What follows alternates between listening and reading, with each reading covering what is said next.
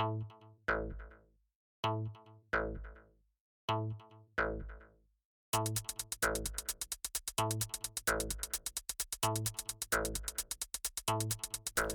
I'm the messenger. Welcome to my new video.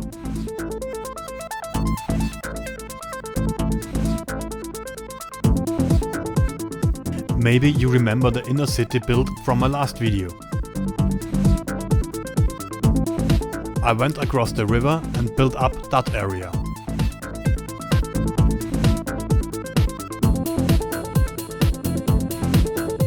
The two districts are connected by two bridges and a tram bridge.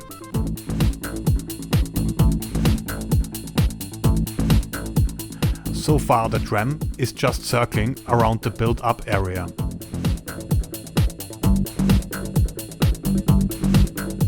What do you think about the river? Does one get the impression of an alpine river with seasonal floods? The riverbed is bigger than the current water flow. I used a lot of gravel there and it's only sparsely vegetated. All the rocks you can see are just one asset, squished, turned and stretched with procedural objects to fit each spot. Using decals underwater was like painting. Some dark spot here, some green spot there, and then little white spots were appropriate to create the impression of foamy water.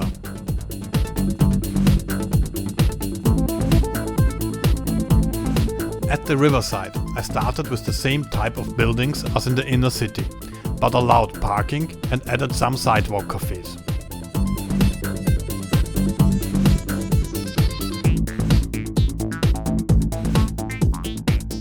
I tried to use lower or less expensive looking buildings as I got farther away from the riverside.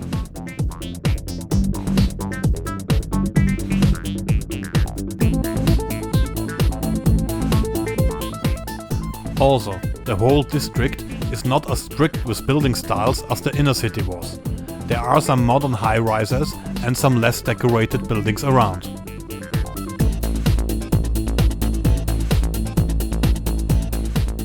This is Reifenach's main street. It connects the two arterials that cross over the river.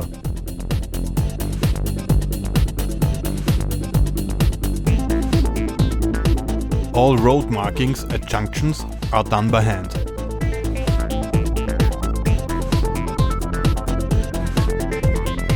I like to squeeze in small parks here and there. Side streets get smaller and smaller the farther away from the main street they are, and sometimes terminate into walking paths. At this side of Reifenach, I tried to use lower and less decorated houses, kinda trying to fade out from very high density inner city. A nice glimpse over to inner city. And the custom tram depot. More on that soon. I want to take you on a first-person car ride first. Crossing over the old bridge. All important junctions have timed traffic lights and dedicated turning lanes for going left. So left turners first, straight on and right turns next.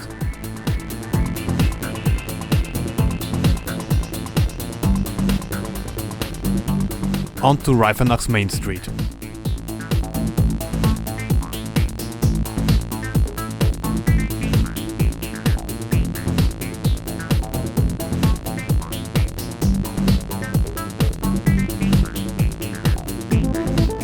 All junctions and most streets are decorated with intersection marking tool and decals.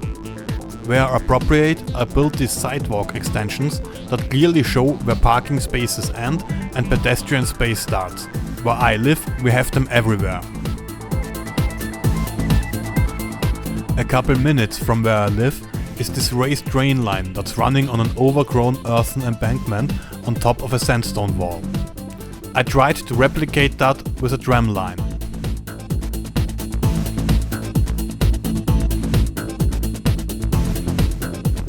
In one direction the land is sloped upwards, so I could keep the tram level and have it reconnect to the streets here.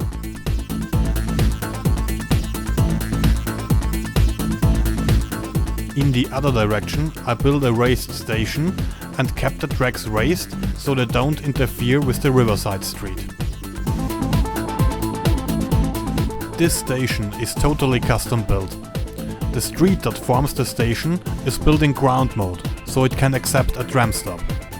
Then I put a terrain network directly under it to remove the earthen embankment that comes with ground mode. The whole building then was constructed out of wall networks, arch props, surfaces, frames and glass.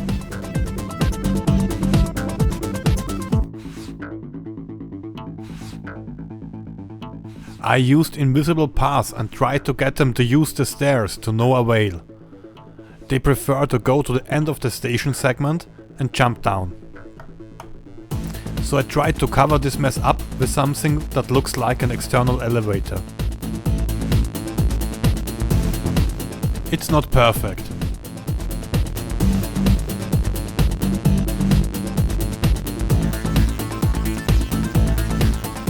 But works well enough from some angles.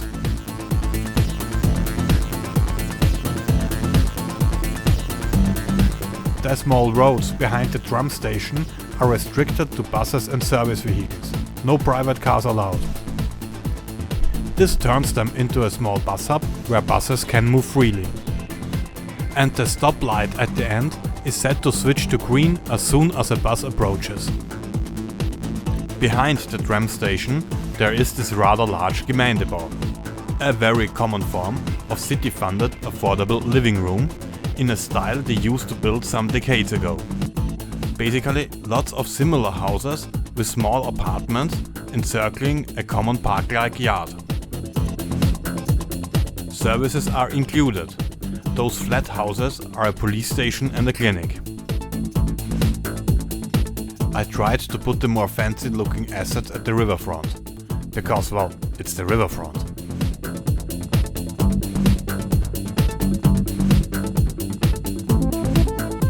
And here we are at the old bridge again.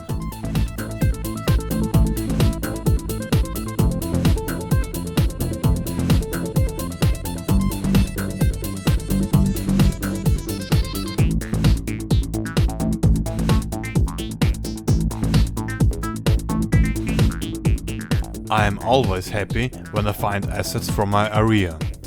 This is a local furniture store and the local automobile club sharing a parking lot.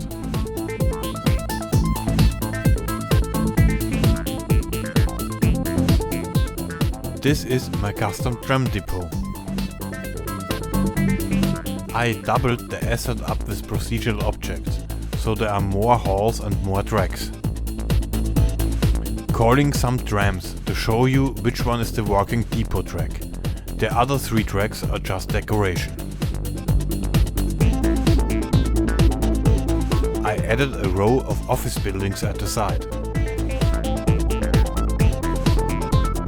And hid some block service industry behind those doors at the back, so I have some movement there. I built some more tram stations. This time on pedestrian islands in the middle of a big street. We do this a lot where I live.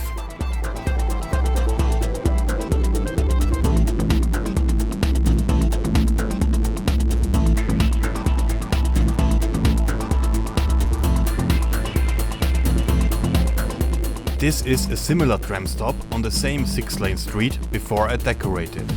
Too slim and people keep stepping on the street.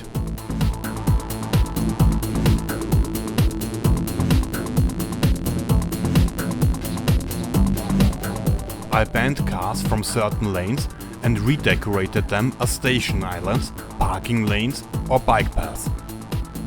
I used seating sites to make people use the benches. Sometimes both stations are on the same side of the junction.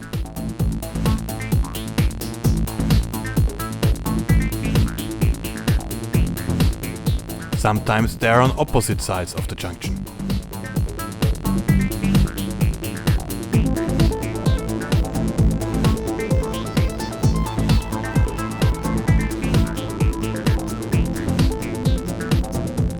Traffic managers time traffic lights at every important junction. At four-armed junctions, it's left turns first, straight on and right turns next. Repeat for the other pair of streets. Pedestrians go with straight-ons.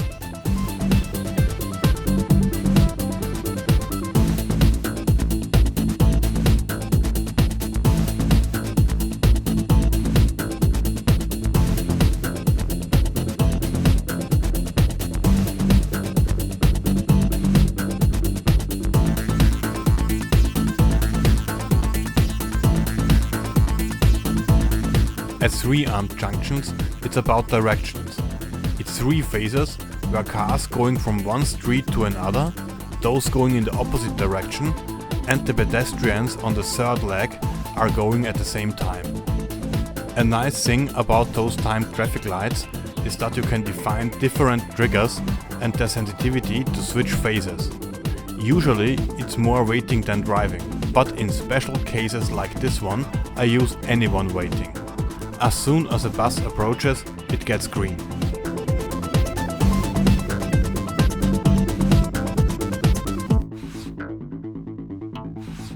Thank you for staying with me until the end. I hope you liked the view.